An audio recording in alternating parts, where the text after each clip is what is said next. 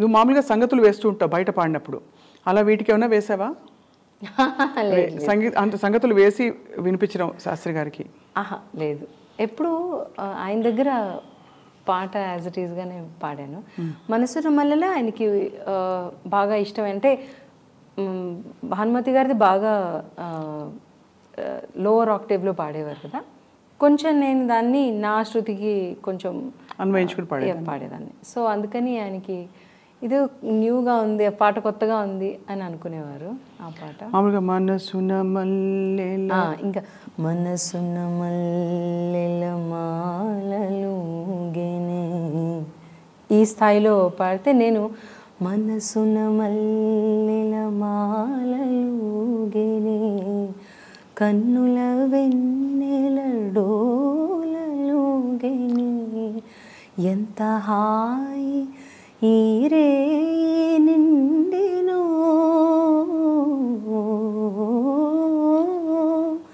ఎంత హాయి బ్రతుకు పండెనో ఎంత హాయి ఈ రే నిండెనో.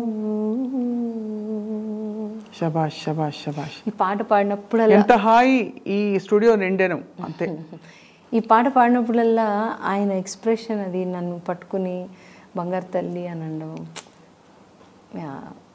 ఇట్స్ పూర్తి ఒక పాటని, కళాన్ని, ఆయన గళాన్ని, ఇంకా అసలు ఇంకా వేరే ఏమీ ప్రపంచం లేదు, అదే ఆయన ప్రపంచం. దాన్ని ప్రపంచానికి ఇవ్వాలి, లోకానికి ఇవ్వాలనే ఒక సంకల్పం ఉండే యోగి సిరివెన్నెల సీతారామ శాస్త్రి గారు. ఎప్పుడైనా పర్సనల్ అడ్వైస్ ఇచ్చేవారా? అంటే ఆయన ఒక అధికారంతో, మమకారంతో ఆయన తీసుకునేవారు బాధ్యత. ఎలా నువ్వు పాడాలి, ఇంకా ఇలా చేయి, ఇలా చేయొద్దు. నాకు ఫోన్ చేసి చాలాసార్లు కొన్ని ఇంటర్వ్యూలు నేను ఏమన్నా చేసినప్పుడు, ఈ ఆలోచన కరెక్ట్ కాదు, నేను ఏకీభవించిన ఇంటర్వ్యూలో మాట్లాడిన వ్యక్తి గురించి అని కొన్ని సందర్భాలు అన్నారు. అలా నీకు ఎప్పుడైనా సలహా ఇచ్చారు, నువ్వు ఇంకా పాడాలి తల్లి, ఎందుకు పాడట్లేదు? నన్ను ఎప్పుడు అనేవారు, నేను నిన్ను తీసుకెళ్తాను అంటే, నాకు రెహమాన్ గారి దగ్గర పాడడం ఇష్టం అని ఆయన దగ్గర చెప్పాను. నేను నెక్స్ట్ టైం రెహమాన్ దగ్గరికి వెళ్ళినప్పుడు నేను తీసుకెళ్తాను ఖచ్చితంగా, నువ్వు పాడాలి. అదేంటి తల్లి నువ్వు పాడకపోవడం ఏంటి, అది ఇది అని నాకు ఎప్పుడు అంటే ఎంకరేజింగ్గా మాట్లాడేవారు. పాటలు అడిగి పాడించుకునేవారు, అండ్ నాతో పాటు కలిసి పాడేవారు ఈ పాటలన్నీ కూడా. విశ్వనాథ్ గారి దగ్గరికి వెళ్ళినప్పుడు కూడా ఆయన ఒక పాట ఏదైనా చెప్తే కలిసి పాడేవాళ్ళం అనమాట. అంటే ఆయన పాడుతుంటే నేను పాడేదన్నమాట. ఫీమేల్ ఇట్లా కూడా పాడే పాటలు చాలా పాటలు. సిగ్గు పూబంతి పాట, యాక్చువల్లీ ఆ రోజు విశ్వనాథ్ గారిది యానివర్సరీ ఉండింది, పెళ్లి రోజు ఉంటే అందరం కలిసి నుంచుని, నేను ఆ పిక్చర్ కూడా షేర్ చేస్తాను, అందరం కలిసి నుంచుని వాళ్ళిద్దరు భోజనం చేస్తుంటే పార్టీ అంతా అయిపోయాక ఓన్లీ మేము అందరమే ఉన్నప్పుడు పాడాము, అందరం కలిసి పాడాము ఆ పాట.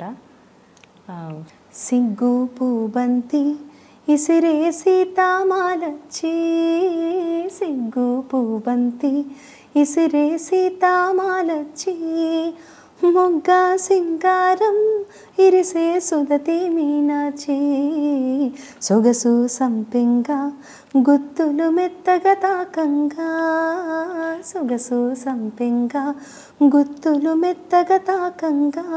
కానీ ఒకటి ఉషా నాకు అర్థం కాంది, ఇప్పుడు అంత సన్నిహితంగా you are close to Shastri గారి ఫ్యామిలీకి చాలా దగ్గర కదా నువ్వు.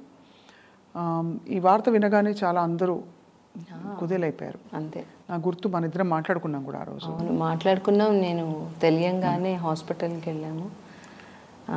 చాలా షాకింగ్. అంటే ఇంకా వీఆర్ ఎక్స్పెక్టింగ్, అసలు సడన్గా జరిగింది అనిపించింది నాకైతే. ఫీలింగ్ కూడా చెప్పలేము. అంత క్లోజ్ వ్యక్తి అలా వెళ్ళిపోయారు అని అన్నప్పుడు ఆయనతో ఎప్పుడు ఇంకా టైం స్పెండ్ చేయలేము అనే ఒక బాధ అయితే ఎప్పుడు ఉంటుంది. ఎంత స్పెండ్ చేసిందే మా మెమరీ, అంతే. అవే మెమరీ, అవే జ్ఞాపకాలు, ఆ పాటలే మనకి బలం.